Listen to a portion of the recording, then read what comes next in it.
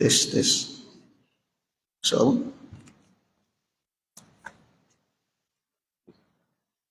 berapa puluh? 86. Sorry, 86. Dan jika tiada didikan. 86. Ini 7. Dan jika nyatanya.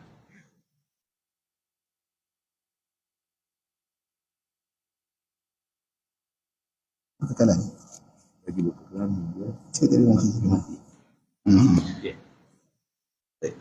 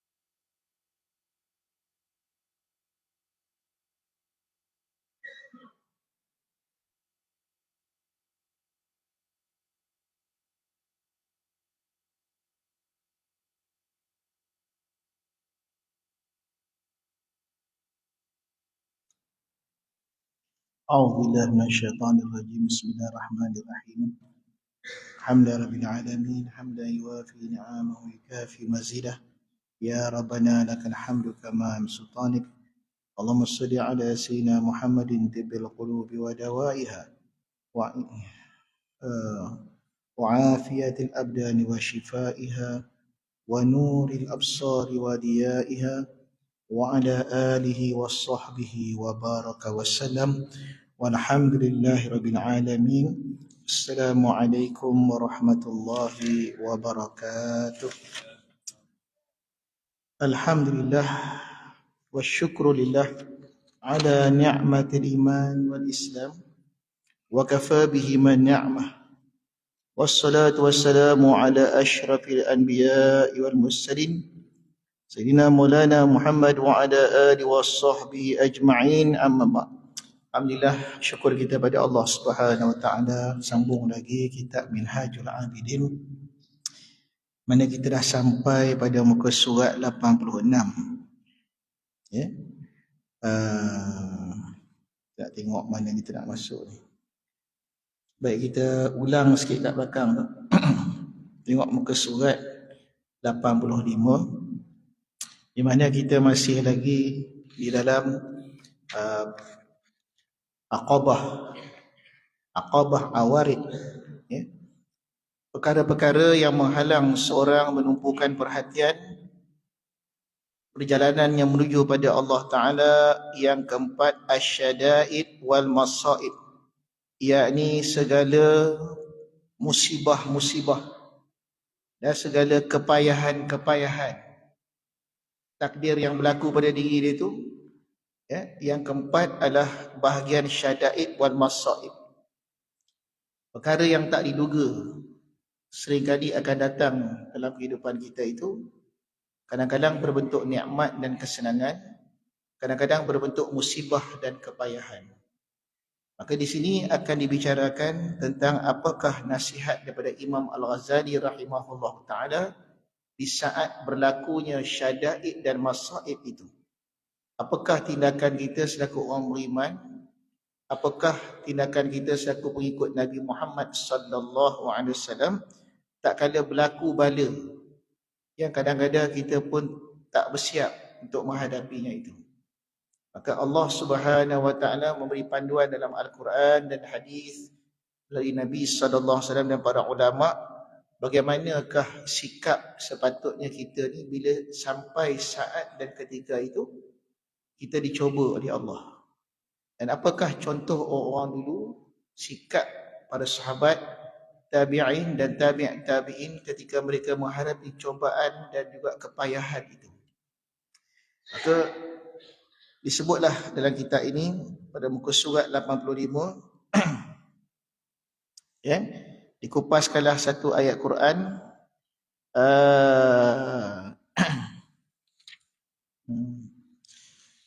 A'udzu billahi minasyaitonir rajim. Bismillahirrahmanirrahim. Latabluwanna fi amwalikum wa anfusikum wa latasma'unna minal ladzina utul kitaba min qablikum وَمِنَ الَّذِينَ أَشْرَكُوا أَذًى كَثِيرًا. Artinya, dan sungguhnya kata Allah Subhanahu wa taala, kami cobakan di dalam harta-harta kamu. Maksud coba harta kamu ni, kami punahkan, kami rosakkan, kami jadikan harta kamu ni diambil orang atau dibom macam dekat Palestin tu. Dan macam-macam lagi cara harta kita ni nak dibinasakan Allah. Cobaan. Ya. Dan di dalam diri kamu. Dan kami cuba juga wa anfusikum dengan musibah penyakit, kematian, kaum kerabat mati, macam-macam musibah yang berlaku dalam hidup dan kehidupan kita itu. Dan senyap dengarlah kamu walatas ma'unna minal ladzina utul kitab, nescaya kamu akan mendengar daripada mereka yang telah kami datangkan kitab. Siapa tu? Yahudi dan Nasrani. Tengok macam mana panggil Yahudi Nasrani. Apakah kau akan dengar? Allah bagi tahu kepada Rasulullah SAW di saat kaum Bani Israel dicoba oleh Allah, apakah engkau akan dengar daripada mereka itu? Latasma'unna, kamu dengar daripada mereka Yahudi Nasrani yang kami datangkan kitab daripada orang-orang dulu-dulu daripada kamu dan daripada mereka yang musyrikun. Apa yang kau akan dengar? Adzan katsira. Adzan katsira tu diterjemah kesakitan yang amat banyak. Apa makna kesakitan tu? Syatmu wa darbu wa ta'nu. Kau akan dengar caci maki. Allah. Rupanya kok Yahudi ni ketika mereka diuji oleh Allah, mereka tak kata sabarlah, terimalah, redalah, ni ujian Allah. Apa mereka buat? Azza, kesakitan, mengerang, komplain. Asyatmu, malah asyatmu ni mana? Maki hamun. Wa ta'nu, tikam menikam. Wal kizbu, mereka akan berdusta, buat bohong, bunuh, berdusta atas Allah Ta'ala. Ini perangai mereka ni. Allahu Akbar. Walaupun bukan mereka yang teruk. Masya Allah, ni malam ni kita mengaji ni sangat kena dengan wakil yang berlaku sekarang. Wak Zionis Israel menyerang Gaza, tapi yang kita dengar seolah-olah mereka yang jadi victim. Mereka pula cakap mereka yang menderita, mereka yang susah. Kami yang dalam kepayahan. Akhirnya 90% dunia ni semua tak percaya lah. Dia orang dah tengok yang sebenarnya. Rupa-rupanya perangai yang mereka buat ni muafakat dengan dalam Al-Quran. Latabluwanna fi amwalikum, bila mereka dicoba harta mereka, diri mereka ada yang mati. Latasma'unna ni lam jawab qasam tu. Demi Allah. Seolah demi Allah, sungguh kamu akan mendengar, hai Muhammad, hei kaum muslimin, minal ladina utul kitab. Siapa tu? Orang yang pernah mendapat kitab, min qablikum, Taurat dan Injil. Itu kaum Nasrani dan kaum Nasrani dan kaum Yahudi. Mereka akan buat apa? Dan orang-orang yang mensyirikkan Allah, adzan katsira, caci maki, bohong. Mereka akan berbohong. Mereka akan buat sumpah-sumpah palsu. Sama macam mana yang berlaku sekarang. Dia berlakon, kononnya dia dah. Yang mana viral sekarang ni. Kami berhak mempertahankan diri. Tarik dia bunuh orang, lepas tu dia kata dia pertahankan diri dia. Yang pertahan diri ni pula teroris. Masya Allah, rupanya dalam Quran dah cerita dah. Lepas tu Allah kata apa? Thumma qala, kemudian berfirmanlah Allah Ta'ala. Apa kata Allah Ta'ala? Wa in tasbiru wa tattaqu fa inna dhalika min azmil umur. Kata Allah Ta'ala, ini firman Allah kepada Rasulullah sallallahu alaihi wasallam dan umat muslimin. Seolah-olah Allah berkata, hei orang beriman, janganlah kau bersikap macam sikap orang Yahudi, yang ketika mereka dicoba, kau akan dengar caci maki, memaki Tuhan, memaki Nabi, menghardik orang, menyalahkan orang itu dan berbohong. Habis apa kata Allah Ta'ala? Hei Muhammad, wa antasbiru.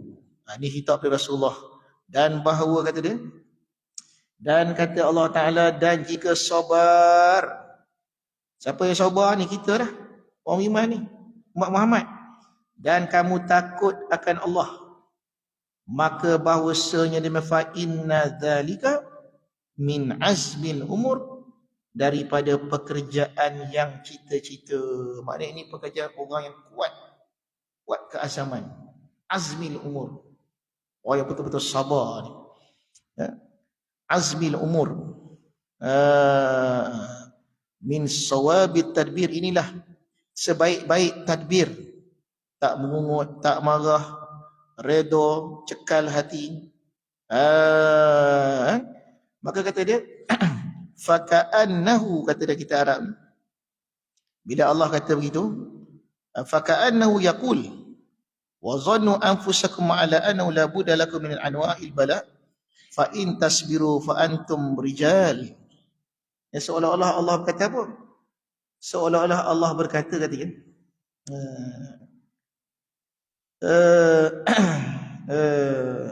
maka bahawa seumpama berfirman, seolah-olah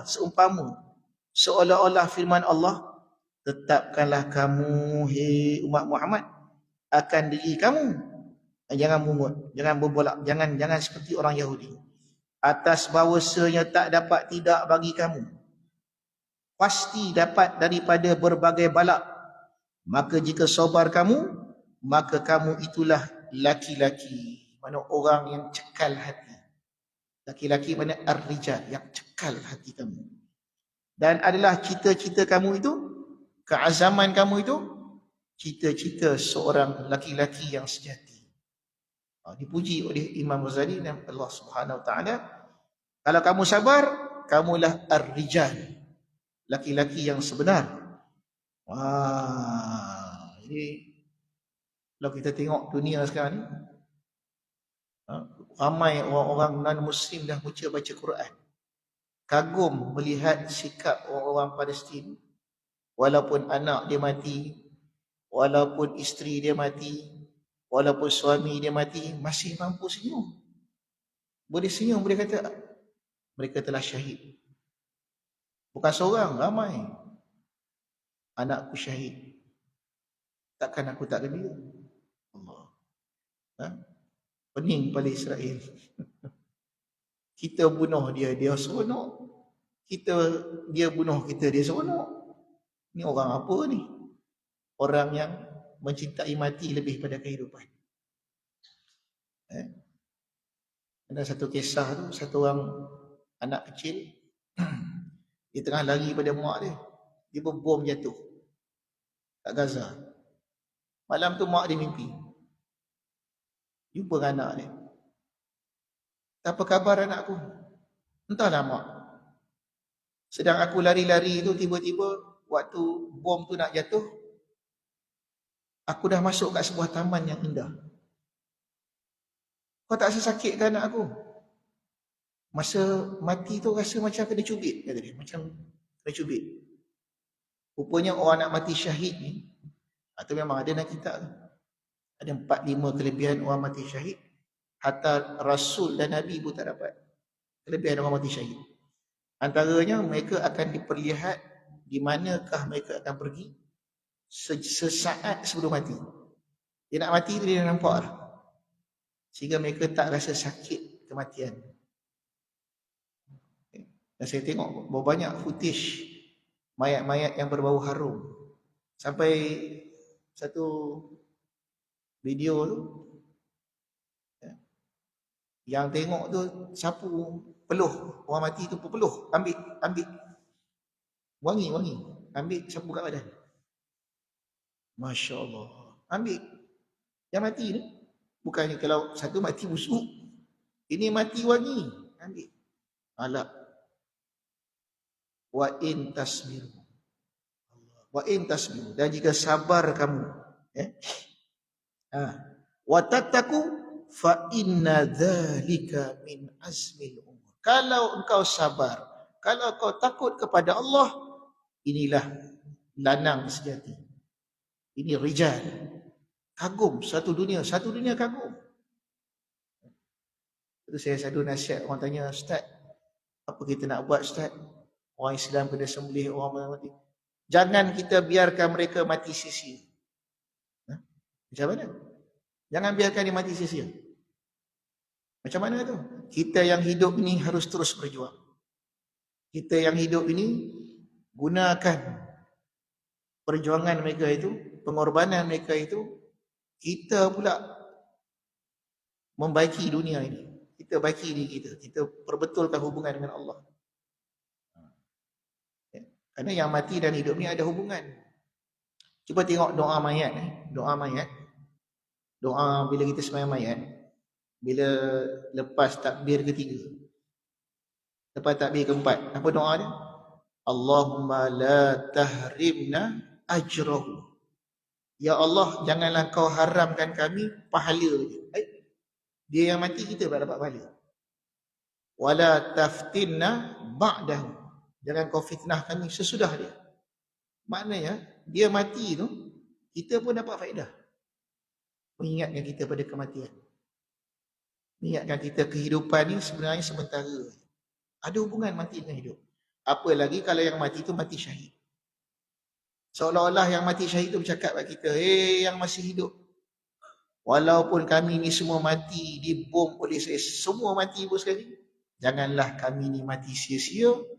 Kerana kau yang masih hidup itu, perhatikanlah sungguh-sungguh kebahagiaan yang kami dapat dengan kematian kami. Syurga. Jadi kita yang hidup ni, tengok dia dah macam tu, semangatlah. Nak beramal lagi, nak mengaji lagi, nak berzikir lagi. Itu cara yang betul. Bila kita buat macam tu, kita telah tidak mensia-siakan kematian 2 juta orang.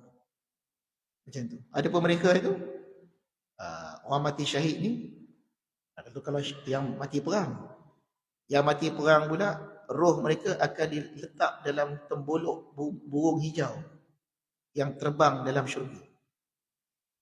Dah ada dalam syurga dah. Tapi roh lah. Jasad belum lagi. Dah terbang dalam syurga. Wala tahsabanna alladhina qutilu fi sabilillahi amwatan bal hum ahya'un inda rabbihim yurzaqun. Jangan kau sangka orang yang mati syahid di jalan Allah, mereka itu benar-benar mati. Bahkan mereka itu hidup di sisi Allah, diberi rezeki. Al-Quran. Kita bertuah menyaksikan apa yang berlaku sekarang ni. Bukan maknanya kita redha biar mati semua, kan? Maknanya kita belajar daripada situ tentang syada'id dan masaib ni. Ya? Dia kata, jadi orang-orang dulu kata dalam Quran ni, la tabluwanna fi amwalikum wa anfusikum wa la tasma'unna minal ladina utul kitab min qablikum minal ladina asyraku adzan katsira. Seolah-olah Allah Taala beritahu, "Hei umat Muhammad, janganlah kamu ni meniru perangai orang Yahudi. Di saat mereka itu diuji, syatmun, maki hamun keluar. Di saat mereka itu diuji, mereka akan gelisah, mereka akan komplain, mereka akan zur, membuat sumpah-sumpah yang palsu." Masya Allah. Lepas tu dia kata apa lagi? Maka tiba-tiba kata dia, maka jika begitu, orang yang mencita-cita atas ibadat bagi Allah, wajiblah pertama-tama, kalau kita ni betul-betul bercita-cita nak ibadat pada Allah Ta'ala, apa mula kita kena buat? Ayya'zima ala sabri. Apa mula-mula kita nak buat kalau kita ni nak pergi pada Allah? First kali apa dia? Bahawa ia cita-citakan atas sabar yang panjang. Kerana kita pasti diuji. Begitu kita berazam, ya Allah, mulai hari ini aku nak tinggalkan maksiat, tinggalkan kehidupanku yang tak betul, aku nak fokus perjalanan mulia. Cakap je macam tu, niatnya ujian sampai. Sebab Tuhan nak tengok betul ke kita punya niat tu. Lepas tu dia kata, perkara yang pertama bagi orang yang nak menuju pada Allah ialah bercita-cita dia mendapat sabar yang panjang. Sabran tawilan. Sabar yang lama, panjang. Lepas satu-satu sabar. Dan tetapkan dirinya di atas meninggalkan dia. Dan mudah-mudahan kata dia minta pada Allah menetapkan dirinya atas, bukan meninggalkan tu, menanggungkan dia. Tak betul. Kalau kita tengok Arab tu, ala ihtimalil masyaq. Minta Tuhan kita ni sanggup tahan, menanggung akan musyaqqah, kepayahan yang besar-besar, yang berturut-turut. Saya tuan-tuan, kita tengok apa yang di Palestin tu, rasa yang susah kita macam tak susah lah. Air kena potong, api kena potong, yang ada air kotor. Makan dah tak tahu mana, elektrik tak ada. Kita lapar, NW sudah. Balik ada orang masak. Apa nak komplain? Musyaqqah yang besar-besar, yang berturut-turut, lagi berkekalan hingga mati. Jadi kena ada sabran tawilun. Sabran tawilun. Sabar yang panjang. Kerana bila berjalan kepada Allah, kita akan nampak bala-bala yang Allah turun ni. Kalau kita tak ada sabar, kita akan flip. Kita akan tinggalkan perjuangan nak mencari Allah hingga mati. Dan jika tiada demikian cita-cita itu, kalau engkau tak mempunyai keazaman seperti itu, kita nak ada red carpet. Aku dah nak pergi pada Allah, Allah kena buat baik aku lah. Takkan Allah nak bagi aku susah pula. Itu angan-angan tu. Dan jika tiada demikian cita-cita itu pada kamu, katalah kita tak ada niat macam tu, kita nak pergi kepada Allah Ta'ala ni lenggang-lengguk, senang, kita nak ujian. Maka kata dia apa? Maka senyap engkau mensengajakan suatu pekerjaan dengan tiada pegawai. Pegawai itu mana alat, bahasa dulu panggil pegawai. Kau ni masuk satu urusan tapi alat tak bawa. Masuk perang, senjata tak bawa. Tak bawa senjata, tak bawa ni shield, tak bawa perisai. Tiada alat. Dan engkau datangkan akan dia, engkau mendatangi urusan yang kau nak buat tu, daripada yang bukan jalannya. Masya Allah. Ini nasihat Imam Ghazali. Bila kita sudah berani nak berjalan jalan Allah, nak menempuh segala kepayahan dan yang juga musibah, tiba-tiba kita tak berazam nak sabar. Tak ada dalam hati kita nak sabar tu, tak ada. Aku tak boleh lah, kalau ujian aku mesti nak, aku tak boleh tahan. Habis lah. Kalau itu kita cakap, syurga tu jadi impian je lah. Seolah macam tu.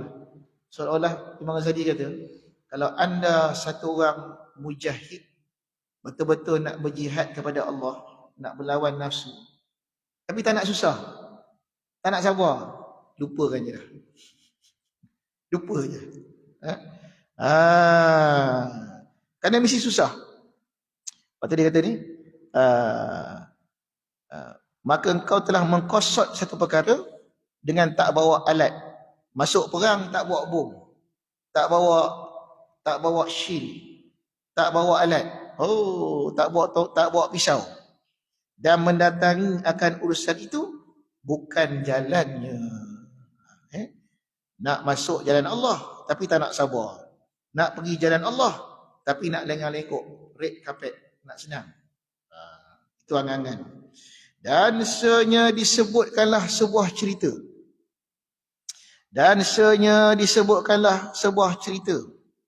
Cerita daripada siapa itu?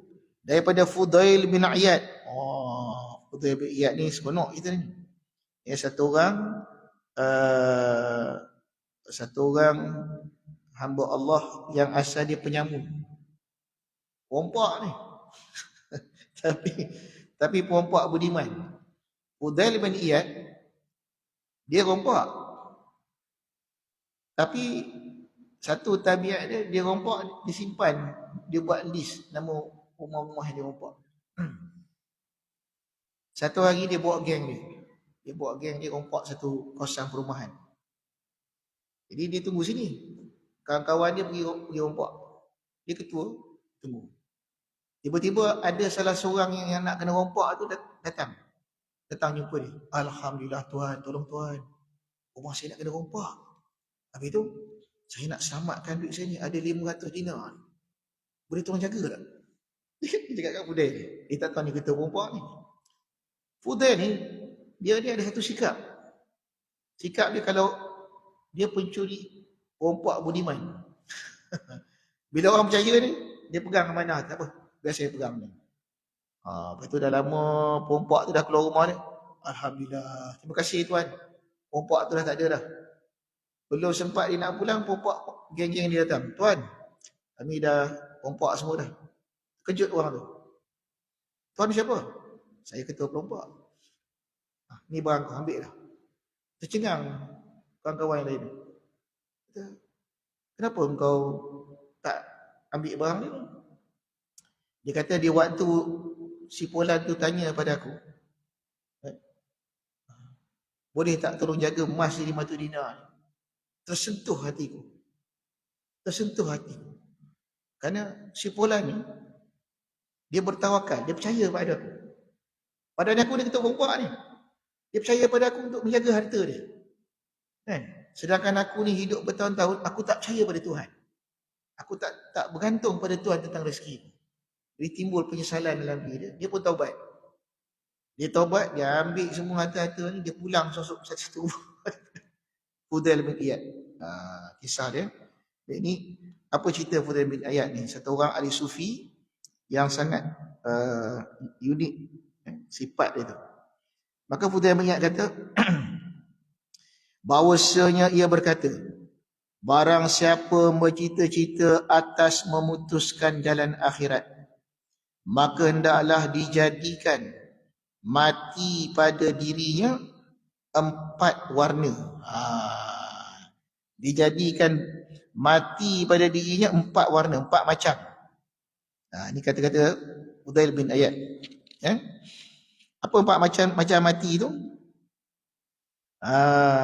Jadi setiap warna ni simbolik pada satu benda yang mesti dimatikan. Yang pertama kata dia, mati pada dirinya, yang pertama mati putih. Yang kedua mati merah. Yang ketiga mati hitam. Yang keempat mati hijau. Apa ni kalam ahli sufi ni? Apa maksud warna-warna tu? Mati putih. Yang pertama sekali kata dia mati putih. Apa maksud mati putih? Dia bagi tahu sini. Adapun mati putih, dia mati putih, mati merah, putih, merah, hitam, hijau. Adapun mati putih itu ialah lapar. lapar, membersihkan perut, membersihkan hati itu. First kali dia kena matikan nafsu dia tu. Nak jalan pada Allah, tak dapat tidak, kena mati 4 perkara. 4 jenis warna, mewakili 4 perkara yang mesti mati.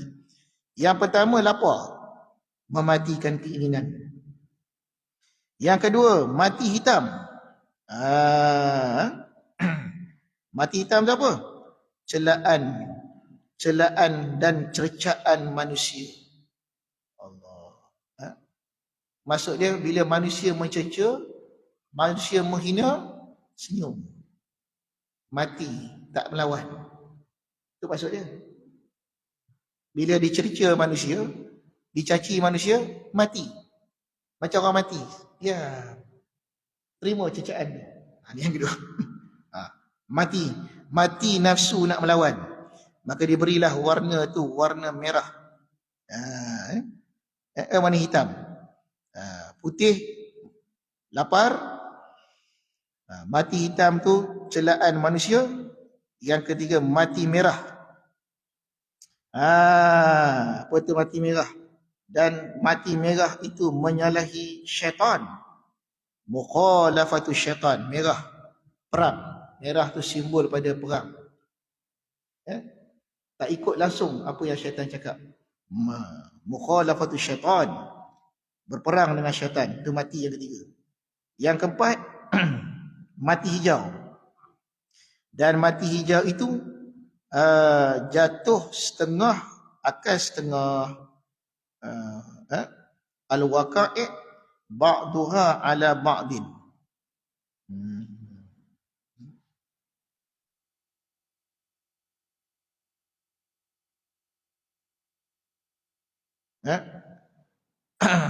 Apa maksud mencampakkan sebahagian rekod di atas sebahagian?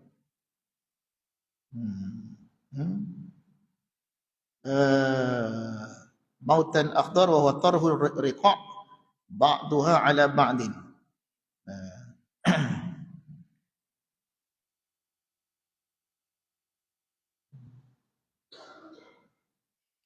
Maksud yang jatuh setengah atas setengah. Yang jatuh setengah di atas setengah.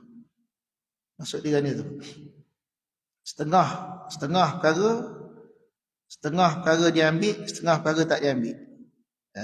Mana yang dia perkara yang berlawanan nafsu dia diambil. Mana yang ikut nafsu tak ambil. Jatuh setengah atas setengah. Jatuh setengah atas setengah. Itu yang warna hijau. Keduanya, daripada dua perkara itu, athani minal amrani. Itu 4 macam perkara yang kena mati. Jadi benda-benda yang macam ini kalam-kalam ahli sufi. Kalam ahli sufi nak menunjukkan betapa payahnya perjalanan nak menuju pada Allah tu, kena banyak sabar. Yang kedua, apakah kebaikan daripada sabar tu? Sabar pada apa lagi? Daripada dua perkara itu, barang yang ada dalam sabar itu daripada kebajikan dunia dan akhirat. Maka setengah daripada kebajikan dunia akhirat itu ialah kelepasan dan kemenangan. Seperti mana firman Allah Subhanahu wa taala, "Wa man yattaqillaha yaj'al lahu makhrajan wa yarzuqhu min haitsu la yahtasib." Itu makna kelepasan tu. Artinya barang siapa takut akan Allah, maka Allah jadikan baginya tempat keluasan, kelepasan, dan diberi rezeki akan dia daripada sekira-kira tiada dapat dihisapkan. Dan maknanya barang siapa takut akan Allah dengan dia sabar, takut tu kan sabar, nescaya dijadikan Allah baginya tempat keluasan daripada kepayahan. Itu tafsir dia. Wa may yattaqillah tu barang siapa takwa. Takwa tu makna sabar. Kerana sabar ada 4 macam. Sabar dalam bala, sabar daripada bala, itu yang paling bawah tu. Sabar dalam taat, sabar daripada maksiat. 3 macam sabar. Sabar daripada bala, sabar daripada sabar dalam sabar daripada bala, sabar daripada dalam taat, dan sabar daripada sabar daripada bala, sabar daripada dalam taat. Yang tiga, sabar dalam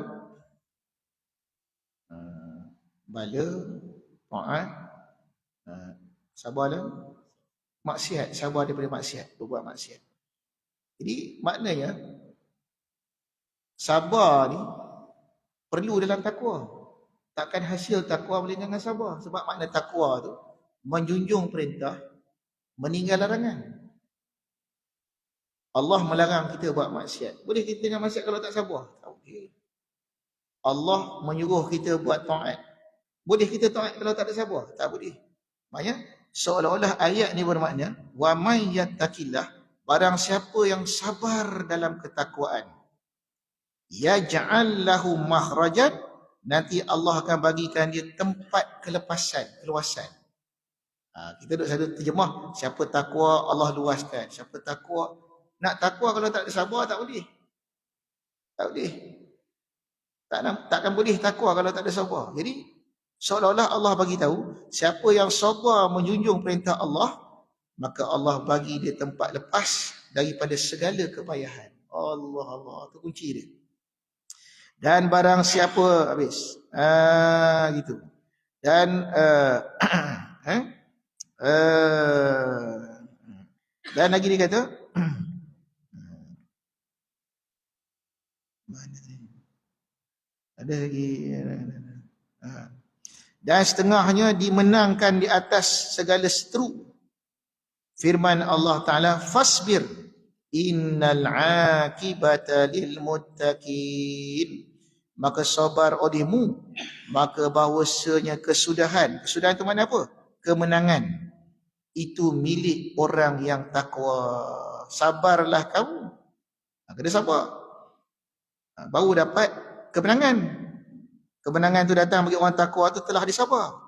Dan setengah lagi dapat dengan kehendaknya. Apa yang kita nak dapat? Firman Allah Ta'ala, wa tammat kalimatu rabbikal husna ala bani Israila bima sabaru. Bani Israel lagi tu. Artinya apa tu?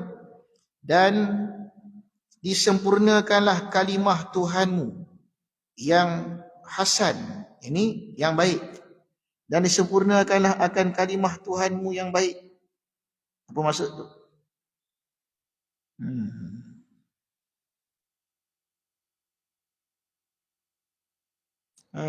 Sekejap. Yakni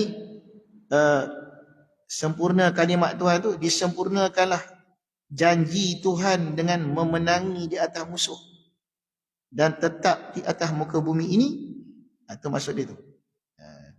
Berjayanya Bani Israel dulu pernah menang dengan barang yang sabar mereka itu. Sebab pernah mereka satu ketika dulu mereka ni sabar di atas musibah menimpa mereka, maka Allah kurniakan. Dan kata Kim menyurat Nabi Yusuf pada jawab surat Nabi Yaqub alaihi wassalam, bahawasanya segala bapa-bapakmu, jawab dengan Nabi Yaqub salam,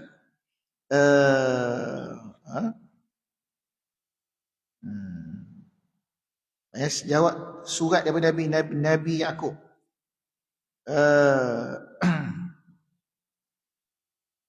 Apa dia kata pada bapak dia? Dia kata bahawasanya segala bapak-bapakmu sabar mereka itu, mana tok nenek nabi-nabi sebelum itu, maka dapat kelepasan dan kemenangan. Jadi sabar itu syarat. Maka sabar kamu seperti barang yang sabar mereka itu, nescaya kamu akan dapat kelepasan daripada masalah kamu. Seperti barang yang dapat mereka itu, orang dulu, kelepasan dan kemenangan. Jadi itu yang kita ingat, sabar kita ni kosong. Berapa banyak sebab kesabaran Allah buka mukjizat Nabi, Allah buka kekeramatan, Allah buka perkara-perkara yang mencari adat. Tengok yang sekarang ni kat Palestin, banyak benda-benda yang tak masuk akal berlaku. Peluru meledak sini, nampak orang-orang berjubah putih pergi perang, semua tu disebabkan kesabaran dalam ketakwaan. Itu je. Dan kalau kita kena musibah yang sama juga. Kalau kita sabar, menempuh cobaan tu dengan ketakwaan, pertolongan Allah pasti datang. Terlepas pada masalah tu. Jadi dapat kemenangan kita dengan sabar. Bukan dengan kecanggihan alat itu, alat ini. Kepandaian itu, kepandaian ini. Tidak. Itu perlu juga. Sabar tu. Menang tu sebab sabar. Kesabaran tu. Ni janji Allah ni. Pasti datang. Sama ada secara adat atau mencari adat. Lepas atau tak lepas. Maka kata setengah ulama, dan pada makna ini kata setengah ulama, jangan kamu putus asa, dan jikalau lama masa tuntutnya, apabila engkau minta tolong dengan sabar, bahawa engkau akan melihat keluasannya. Berperangailah dengan ini sabar, bahawasanya dapat dengan hajatnya, dan orang yang meninggalkan pukullah pintu itu, maka dimasuknya. Ini terjemah dalam pukullah pintu ini syair. La tai'asan, jangan kau putus asa. Wa in talat mutalabatu, sekalipun lama kita minta tak dapat. Seolah-olah macam tak dapat. Idza sta'anta bisabri, bila kau minta tolong dengan sabar, kau akan nampak kelepasan. Aqliq bidis sabri ay yakhta bihajatih, berakhlaklah dengan kesabaran, nescaya kau dapat akan hajat. Wa mutminul qar'i lil abwabi ay yalija, artinya kekallah mengetuk pintu khazanah Allah tu. Ketuk apa? Dengan kesabaran. Suatu hari kau pasti akan masuk dalam rahmat Allah yang sudah disediakan itu. Yang ibarat macam rahmat Tuhan ni, khazanah Tuhan ni adalah satu gedung. Kalau kita terus ketuk, lama-lama tuan rumah akan buka. Tuan rumah tu Allah lah. Pasti kau akan mendapat apa yang kau inginkan itu. Itu nasihat daripada syair itu. Dan setengahnya terdahulu di atas manusia dan ikatan orang. Firman Allah Ta'ala, وَجَعَلْنَاهُمْ أَئِمَّةً يَهْدُونَ بِأَمْرِنَا لَمَّا صَبَرُوا, dan kami jadikan akan mereka itu. Mereka itu siapa tu? Mereka Bani Israel. Tempat ikutan manusia yang menunjuk mereka itu dengan pekerjaan yang jadi pemimpin. Allah akan naikkan makam ni jadi pemimpin. Walaupun dia tak nak, sebab dia sabar tu, lambat laun orang akan angkat dia juga, naik ke atas. Kenapa? Tak kala sabar mereka itu. Dan setengahnya lagi memuji Allah akan dia. Firman Allah Ta'ala, inna wajadnahu sabira ni'mal abdu